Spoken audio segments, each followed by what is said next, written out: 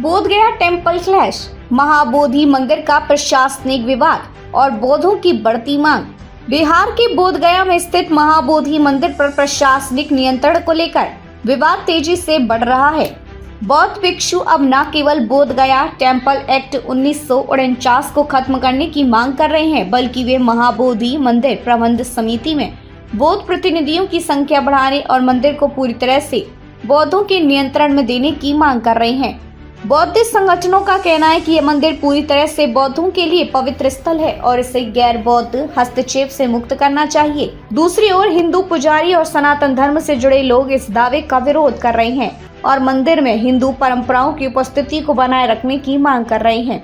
महाबोधि मंदिर विवाद मुद्दे की जड़ कहाँ है? महाबोधि मंदिर को लेकर यह विवाद सिर्फ धार्मिक नहीं बल्कि ऐतिहासिक, प्रशासनिक और कानूनी भी है। Bodhgaya temple act 1949 BT act, इस कानून के तहत बोधगया टेम्पल मैनेजमेंट कमेटी का गठन किया गया जो मंदिर का प्रशासन देखती है। बीटीएमसी में 8 सदस्य होते हैं, 4 बौद्ध और 4 हिंदू। कमेटी का अध्यक्ष गया का जिला अधिकारी होता है। 2013 तक डीएम का हिंदू होना अनिवार्य था, लेकिन अब ये शर्त हटा दी गई है। बौद्ध समुदाय का कहना है कि बीटी एक्ट बौद्धों के अधिकारों को सीमित करता है और उन्हें अपने ही पवित्र स्थल पर पूर्ण नियंत्रण से वंचित रखता है। महाबोधि मंदिर का ऐतिहासिक और धार्मिक महत्व, भगवान बुद्ध को यहीं पर ज्ञान प्राप्त हुआ था, इसलिए यह बौद्ध धर्म का सबसे महत्वपूर्ण तीर्थ स्थल है।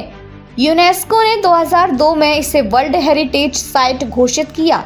मंदिर परिसर में कुछ हिंदू देवी देवताओं की मूर्तियां भी स्थापित की गई हैं, जिनमें शिवलिंग और पांडवों के मंदिर शामिल हैं। हिंदू पुजारियों का कहना है कि भगवान बुद्ध सनातन परंपरा से निकले थे, इसलिए मंदिर में हिंदू पुजारियों की उपस्थिति स्वाभाविक है।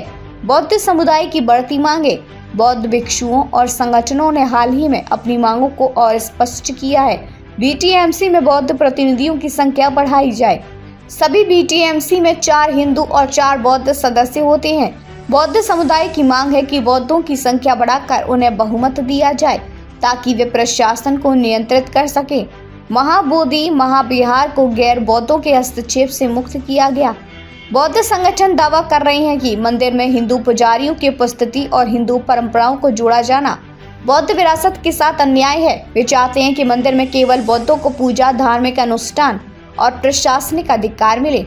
बोधगया टेम्पल एक्ट को समाप्त किया जाए। बौद्ध संगठन मानते हैं कि बीटी एक्ट 1949 का मुख्य उद्देश्य बौद्धों को मंदिर प्रशासन से दूर रखना था। वे चाहते हैं कि यह कानून पूरी तरह से खत्म कर दिया जाए और मंदिर का स्वामित्व बौद्ध भिक्षुओं को सौंप दिया जाए।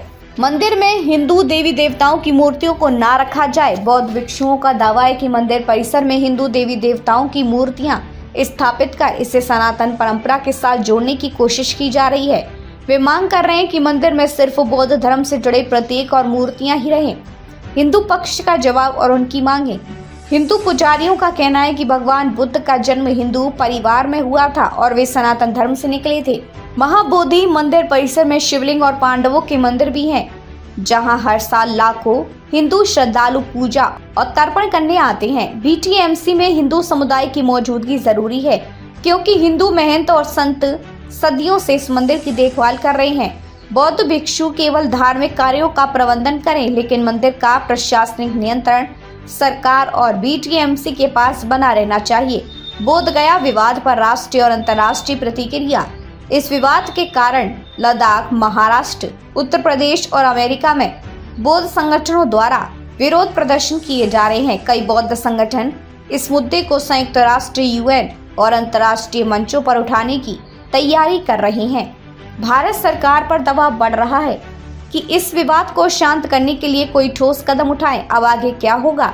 अगर बीटी एक्ट में बदलाव किया गया या इसे खत्म किया गया तो हिंदू समुदाय इसका विरोध कर सकता है। अगर सरकार कोई समाधान नहीं निकाल पाई तो यह विवाद और ज्यादा बढ़ सकता है और अंतर्राष्ट्रीय स्तर पर मुद्दा बन सकता है।